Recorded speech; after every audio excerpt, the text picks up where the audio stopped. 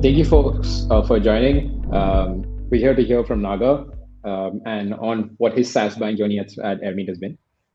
Just before we get started, just a quick introduction about me. I'm the co-founder and CEO of SpendFlow. Prior to starting SpendFlow, I used to run the business operations team for a company called Volta Charging based in San Francisco. We operate the largest free electric vehicle charging infrastructure network in North America. I spent a lot of time buying SaaS and I realized how hard it was. How hard it is to actually just do the buying, do the management, and then actually securing your SaaS tools and getting the right prices on them. That was the reason behind starting SpendFlow. Quick introduction about SpendFlow. We manage over $100 million of spend, over 20 million in savings. Dealt with over 15,000 different vendors now, and what we're also working with some of the largest companies in both India, APAC, as well as in North America today. We're actually really here on what we actually do, right? We help companies centrally procure, manage, and secure all their SaaS tools in one single place. We actually guarantee savings on your SaaS spends. We typically deliver between 2 to 5x ROI on our entire subscription. I'll let Naga introduce himself as well. Hey everyone, I'm the finance director of Airmeet. We've been working with SpendFlow for the last couple of years. Super excited to be doing this event with the SpendFlow team and Sid. So we want to present, because we're doing over $100 million of transactions. We're doing an average of close to 350 different transactions a month in terms of SaaS. We track quarter-on-quarter insights on what's actually happening in the SaaS landscape, right? We actually saw a massive elongation in buying cycles in Q3 of last year, right? What we saw was just because of everybody realizing that, yes, they need to be charging costs, it's really hard to go raise money. It froze buying cycles in Q3, so hence procurement cycles, all of that started freezing up. But in Q4, it started actually speeding up a little bit. Comparatively, right? And that was the reason why, because everybody was doing year-end planning, they had to lock in their budgets. So Q4 typically and people started realizing, okay, I can actually move forward now that I'm making quicker decisions as well on how to move forward as a company, right? So all those decisions were actually made in Q2 and Q3 of last year. So we're seeing buying cycles come back to a normal. But we also saw in Q4 that there was actually a spike in savings, right? Customers were asking for more, and our platform was able to deliver more savings in Q4. And also renewals compared to Q3 were up by 18% because we saw a lot of churn, a lot of people canceling tools in Q3 as well. And companies still using over 120 tools. That hasn't changed. In the APAC and the Indian market, we see rest of the world, typically we see average SaaS spend per employee at $3,500 per person. And in the North American market, we still see SaaS spends at about $7,000 per employee. That number surprisingly hasn't gone down, but we're still tracking it on the way forward. Naga, you actually had a question on this, right? Yep. For me, it was just surprising that the buying cycles went down Q3 to Q4, right? Because I thought in my head we were anticipating that to elongate more. So it's actually interesting that for the companies that we work with, that it actually went down. So that's interesting, and also maybe could also depend on the kind of tools that were up for renewal, right? Maybe some of the more dev or infra kind of tools were more critical and might have just closed. But some of the nice to have tools are the ones that are getting churned right now. But I just want to pause here and ask you, what are the kind of tools people are getting rid of? Because in my mind, as a finance leader, I'm just purely thinking of what's the ROI on this tool. So are you seeing that across the other companies as well? We're actually seeing that across the board. So net new purchases are being scrutinized a lot more. But so in terms of net new purchases, people are only looking for things of only two types of solutions. One, can I shorten my product roadmap using this tool, right? If that's the type of tool, then they're still going ahead and buying it. The second type of tool that they're still going ahead and buying is something that maybe helps them reduce cost, right? Or reduce headcount in terms of people, like they can actually optimize something that they have, something which delivers cost savings is something that they're looking at as well. And these are the only two different types of tools that we're actually seeing. a lot of the marketing and sales stack have been hit quite heavily in Q3. We saw a lot of the marketing spends and a lot of the marketing tools and a lot of the sales tools actually being, especially like the data enrichment tools, like the Zoom Infos, the Apollos of the world, are actually being pulled back because the ROI on that spend, even though there is great ROI, but people were typically using 4 different tools that kind of did the same thing. They said, let's start consolidating into one, and that spend had been reduced quite a bit. And then there's the different type of tool stack is that people have now started migrating a lot of their engineering stacks. Actually, surprisingly, we think it's mission critical, but a lot of people are just on top of their Datadog spends, for example, or their New Relic spends, for example. So they're on their engineering team to move to either something cheaper, something more cost efficient, or stay with them and then try reducing the load on these tools so that the spend actually reduces. It's like those are the initiatives that we saw actually running in Q3 a lot. That have been starting to optimize a lot more with sales and marketing and engineering, because in all honesty, most of the companies that we work with, engineering stack and the sales and marketing stack is pretty much the largest spend. It constitutes maybe 60% of most spends inside an organization. Well, I mean, Naga, I wanted to ask you, right? Like before you even heard about us or before you even found us, wanted to get an idea of like what you saw as challenges in your entire SaaS landscape, right? Like your buying flow, your management flow. What really were the challenges that you were facing internally as well at Airmeet? And then contextual to how you've grown as a business as well. It was incredible growth, and like how you guys have scaled as well. So wanted to contextualize that answer. Sure. So I joined Airmeet in like back in September 2020, right? And when I joined, we were in the midst of the pandemic, and the demand for Airmeet's products like was just through the roof, right? And I think people look at the way they buy stuff during a growth cycle or during a like a economic boom really differently from when they do during a recession. Yep. And at that point of time, we were just like going ahead and wanting to buy everything, right? Everybody wanted everything, and a decision was made. Comparison was done or not done, I didn't know, and it was always just that, hey, can you insert the card number, right? So here I am thinking that I can be a strategic partner. I can help in actually moving the needle on a business metric, and we're being treated as like an operational, like a clerical function, right? And that's something that really got my goat. And so we were just like a rubber stamp in the process, right? Where they said, hey, I'm buying this, process the invoice. Hey, I'm doing this, help me facilitate the payment, right? We wanted to zoom out of that and ask people questions like, why is this being procured? What's the ROI? Have you considered the alternatives? Are you really getting engagement on the product? Are people really using it? And use it not only at the time of the procurement, but also use it at the time of the renewal as well, right? So Yes. that we're able to ask them these tough questions and say that, hey, when you bought it, you said it's going to do A, B, and C. Have those outcomes been realized? And when you bought it, you said you're going to get this much of ROI. Have you realized that ROI, right? And that's really what it has really helped us do, right? And lastly, like just really get fantastic support and also data from your team, right? So in terms of making sure that we're able to really drive costs down and tell people that, hey, here's an alternative, here's a different vendor that we're talking to, and this is the price and this is the benchmark. And if you're able to meet it, we're okay working with you, or if not, we would rather just go with someone else.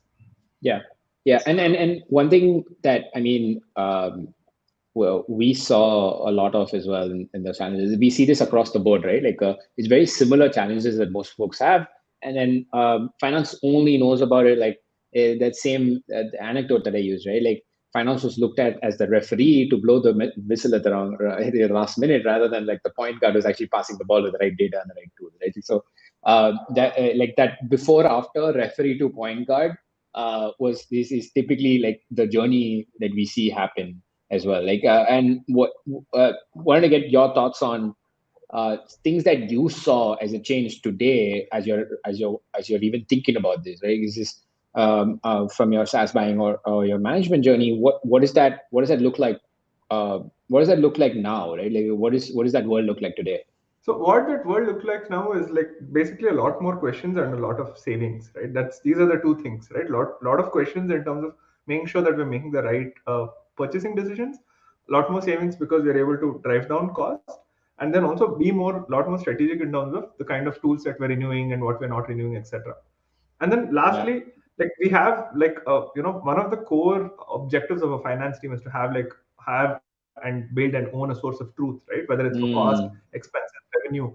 And fortunately, like we didn't have to build out our like subscription source of truth by ourselves, right? Because otherwise the data would originate on a credit card statement or an invoice, and unless somebody is looking at it and unless somebody is keeping a track of it, it would be very difficult for us to take care of all of this. So the buying has been streamlined, the renewals have been streamlined. We have reminders that come. We are able to inform vendors about no auto renewals or whatever it is, and also work with some of our more strategic or high cost vendors a lot more closely, and also in line with our like renewal dates, etc. Right? Because if it like I would plan a renewal for a smaller tool that might does not impact my gross margin very differently from a larger tool that impacts my gross margin. So I'm able to now pick up a lot more data points and prepare better, right? Because I think the biggest thing that we need to do as we are negotiating with anyone is to have fantastic data in terms of like how the tool was used, why are we using the tool, what are the expected ROI,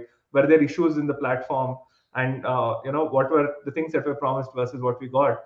All of this was context that used to be missing because it used to be in somebody's head or it used to be on email, but now a lot of that context is now captured on the platform. So we are now able to quickly go there, revisit stuff, and make sure that we continue to work with SpendFlow in terms of managing our source of truth, which itself is like a phenomenal value add, but also like just lowering the overall like time that it takes, and also give visibility to more people within the organization of the kind of tools we're using, how they can request for licenses, etc.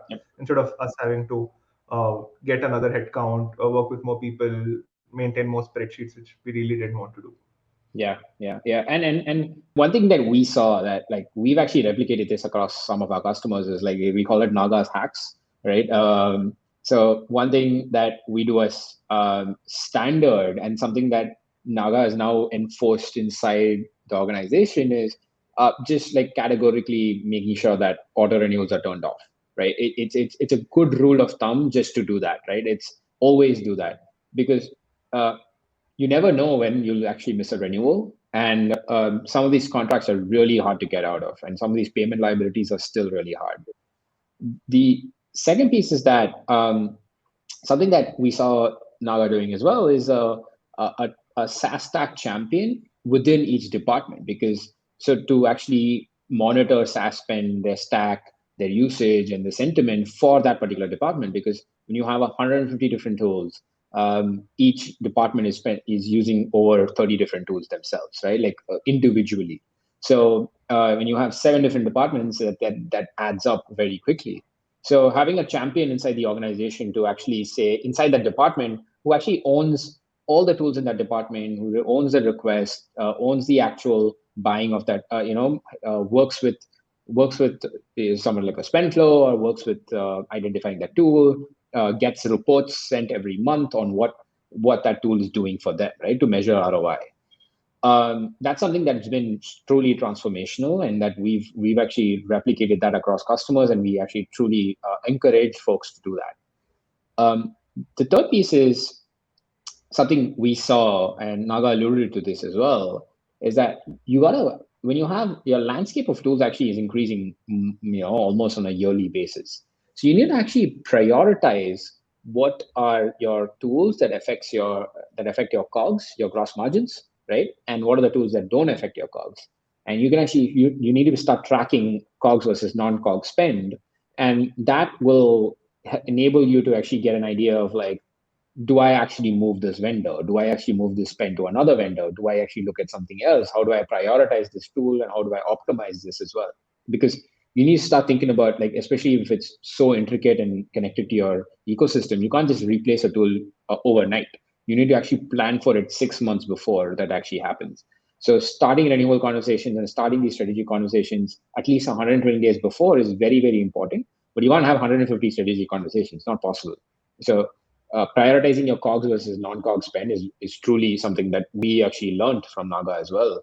And the fourth piece, which we saw, was, again, Naga alluded to this, is that just in figuring out whether the tech stack champion has an understanding of, at the point of purchase, how usages look like for the tool, and at the point of renewal, how does usage look like for the tool, so that you can actually make usage of the tool, plus do my users actually like it or not.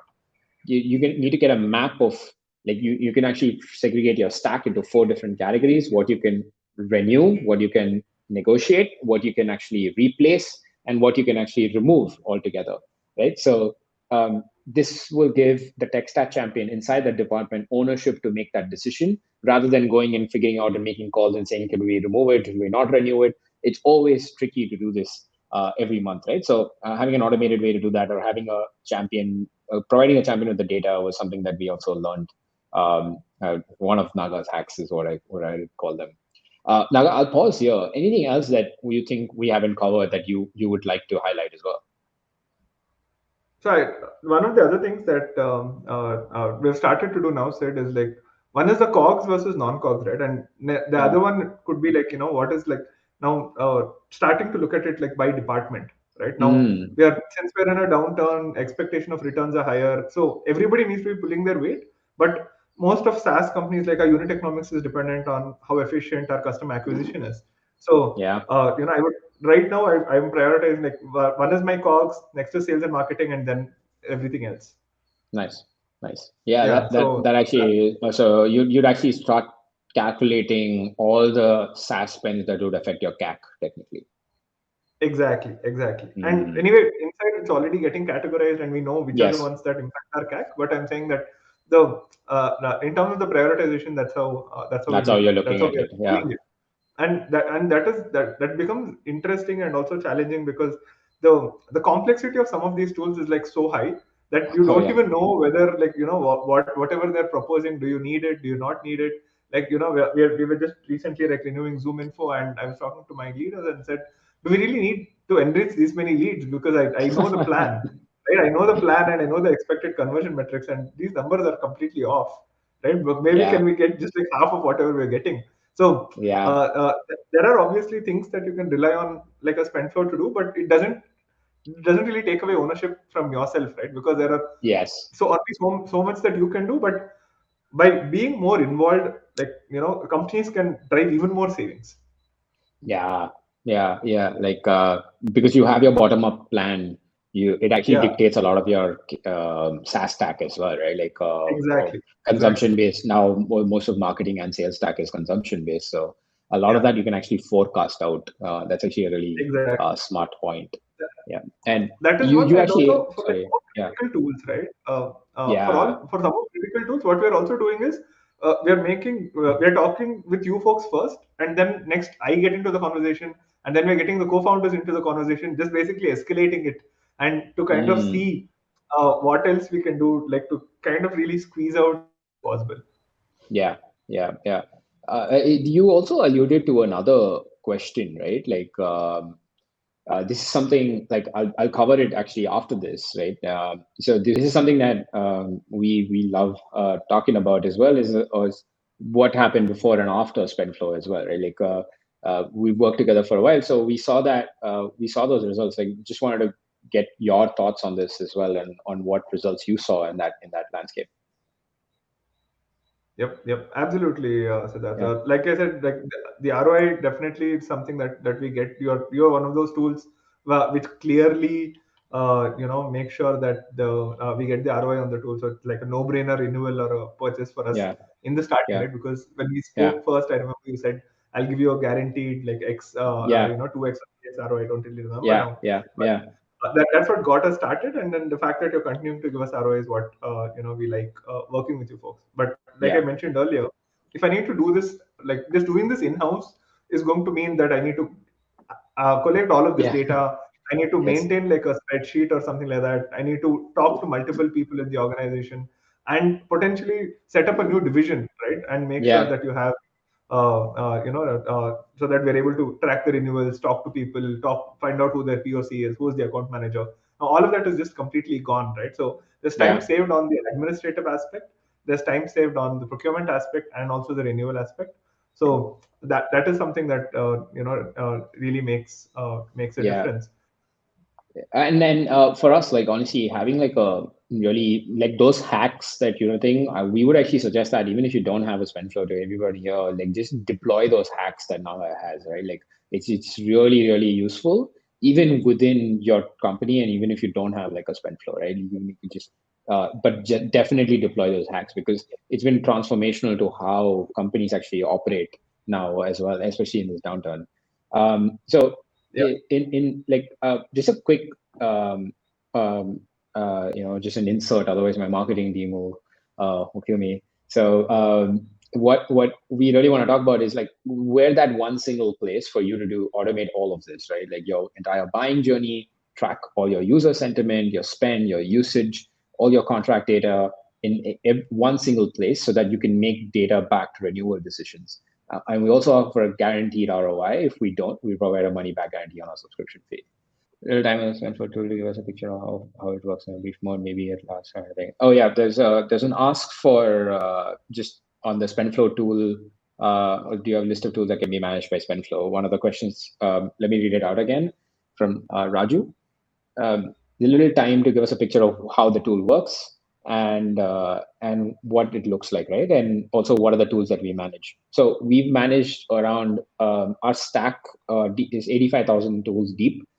We've managed around 3,500 tools now. So, but there's probably an 80% overlap in the SaaS tools that folks use. So if you've managed it, there's about a 90% chance that we've done it before, right? 90 to 95% chance for sure. In terms of like the demo, happy to like throw it out there at a later stage so that we can actually have a conversation now, Raju. But like, please feel free to get in touch offline, and happy to like walk you through what we can actually do.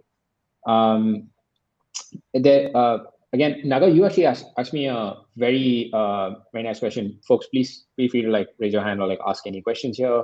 But in the meantime, Naga, you had a question on you had a very interesting question. Do you want to just ask that for for the audience as well over here on the down? So Yeah.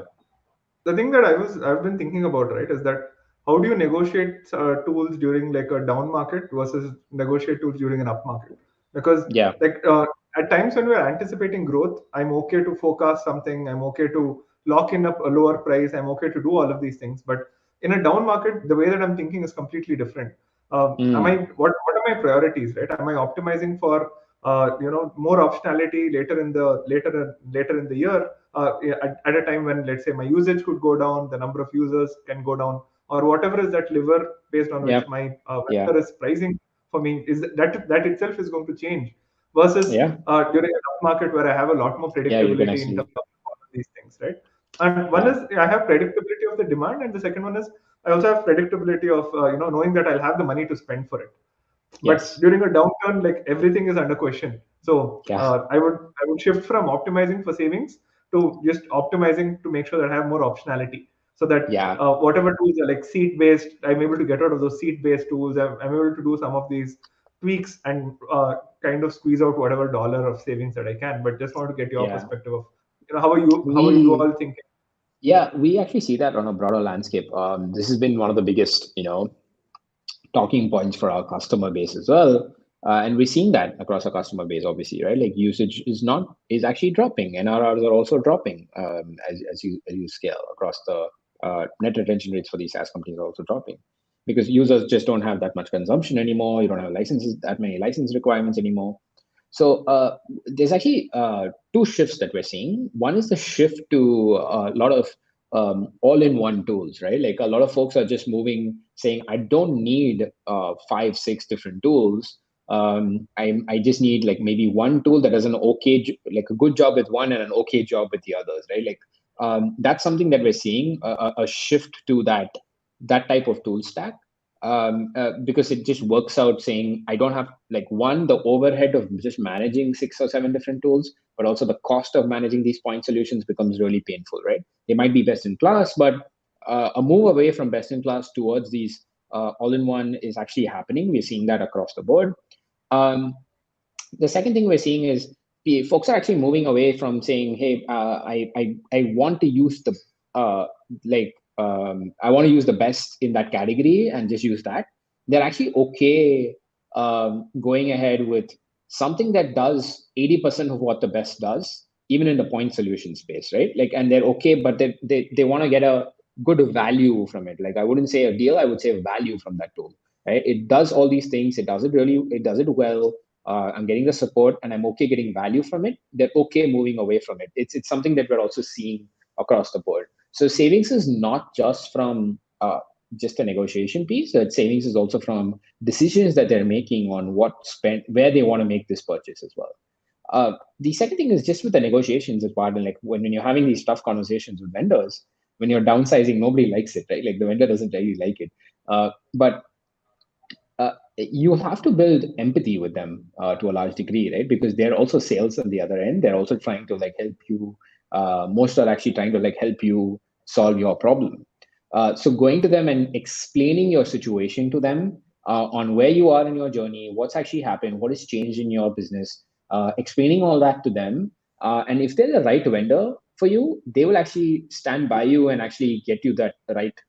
If you really like them and you want to remain with them, they'll actually stand by you and make those decisions for you, right? It's not like, typical SaaS vendor. Hey, you pay us annual upfront. You order annual can be cancelled. I want, if you don't sign by tomorrow, I'm increasing prices. Like those tactics are actually out of the window now. We've seen that change in the last 2 quarters.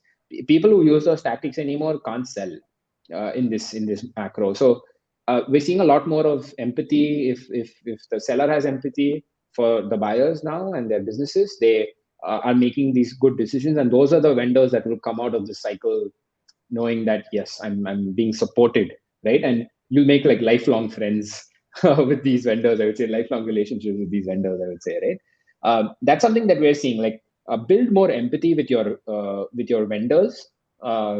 Is something that I highly recommend, right? Like explain to them why you're making this decision. Explain to them why you can't do this. Explain to them why you're downsizing. Explain to them if they're the tool, still your tool of choice, and you want to work with them, they will figure out a way to work with you. So build empathy into every conversation is something that we highly recommend, because that by itself will not just get you savings, it'll get you a lot of it'll get you a partner as well. Great time to make lifelong partners as well. That's the way I would look at it. Naga, actually, I had a question for you, right? This is regarding, right, especially in this down cycle as well, because you're still getting requests for tools. It's not stopping, right? People still want to buy SaaS. They want to renew for SaaS. How are you deciding internally, right? Right? Because Spenflow can help in some way, but you're still at the end goal, like a financial decision maker, or so a lot of these tools. So how are you rationalizing or empathizing within the organization to explain to them like whether you need it or not? Like how are you doing that today? So right now we've reached actually a stage where I'm not involved in a lot of these decisions. So we have our department budgets that are allocated. Like we just finished our annual plan, etc.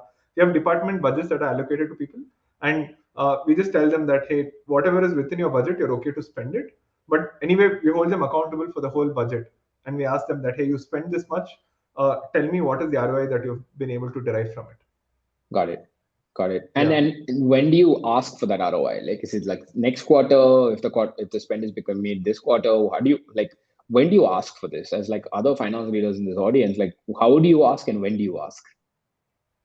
I don't think there's ever like a right or a clear answer to these questions, right? Because it really depends on the person who's there on the other end, what department it is that you're working with. Like, let's say, for example, if I want to do sales with marketing, it really depends on how long our sales cycles are and whether those pipeline cohorts have matured or whether they're not matured, whether those leads have actually converted or whether they're still expressing intent and stuff like that, right? So I would say I would actually caveat that answer depending on who I'm asking those questions to. But really, depending on each of those departments, we're just looking at money as an input and expecting some kind of an output that you expect from that specific organization within the company, right? So depending on which organization that is, let's say if it's an engineering thing, that's something that we do on like a monthly basis. If it is like sales and marketing, it's a little bit more staggered, but with like catch-ups with the leaders off cycle or on an ad hoc basis. Or the best time to ask for ROI is always when somebody is asking for more money. spend. When somebody is asking for more budget, what what is happening. So that these are typically like the touch points that we have. But like I said, I don't think that there's a one size fits all answer, and it really depends on the organization and organization within the company. When I say I mean department within the company, and your relationship and how they work with you, right? So I think it really depends on a case to case basis. Makes sense. Makes sense. Is there any other questions that you had, Naga, just generally for me, or like anything else that you'd like to actually get answered as well? No, the biggest thing for me said was like just in this downturn, right? Like how do I think? What do I do? And what do I do? How do I look for savings? Because last year we've been kind of locked into a certain like a few like full year kind of deals, and then suddenly we realize that our priorities are changing. We don't want to be spending all of this money, so we can't really get out of some of these arrangements. Right? So that is one thing that I would just caution the finance leaders here is that based on everything depends on your forecast, right? And your forecast is not something that is set in stone. It is something that takes a beating over the rest of the year, depending on other factors, some that are in your control and some that are not in your control. So really, like just finding that fine line of balance between how much savings do you want to push for upfront, because the trade-off there is just that at a later point of time, if your priorities change, you're losing that flexibility. So being a little bit more aware of that is something that I would just really encourage people to think about, and also just push and ask for, like, let's say if they're not working with you yet, or if they're too small to work with you, another hack of mine is just to ask for a discount, right? Like, can you make it better? And in a lot of times we all fall into the trap of hey, this is the price that is listed on the website, and so it must be the price, right? Like, can I ask something? And we all have these doubts, especially folks who are doing it for the first time. Those doubts are always there, but the input there is that always ask for longer payment terms, always ask for a better price. And even if you're not talking to like a competitor, just tell them that you're talking to a competitor, right? That itself is going to get them to help and bring the cost down, even if you're not working with SpendFlow and you don't have the analytics and the insights and the team and stuff like that. So that's just another like takeaway, like that stuff that people can do, because I realize that a lot of times we just assume things to be set in stone where they're not really. That makes sense. Awesome. In on that note, thank you so much, Naga, for taking the time. I know we're actually right on time as well in Q&A. But feel free to like ping us and ask us any questions offline as well. But thank you so much, Naga, for taking the time. See you soon.